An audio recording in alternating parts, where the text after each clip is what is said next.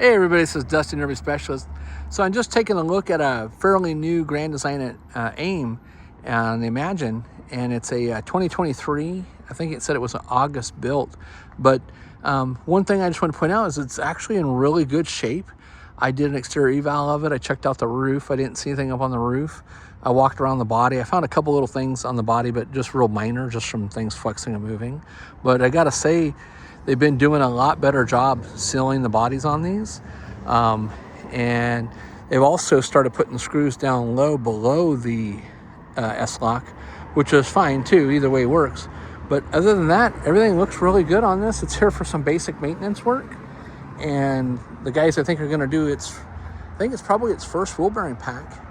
And so I'm not sure. There was a couple other things I think they wanted us to check or test for them or service, just as regular maintenance on it. But overall, it's a good looking unit on the outside. I haven't gone into the inside yet. And it is a 15 RB. And as you can see, they got the front jack turned around to clear the tailgate. And they've added some locks on their batteries. But overall, it's a good little unit.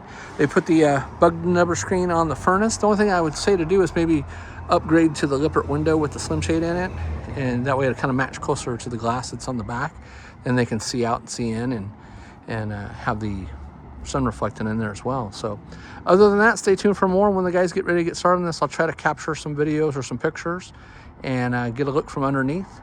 But overall, like I said, it's in really good shape. It's basically, almost brand new, even though it's close to probably 2.5 years old. Still looks fantastic. So, all right. Hey, thanks so much for watching. This is Dustin, Nervy Specialist, and here's another video of what's going on in the shop.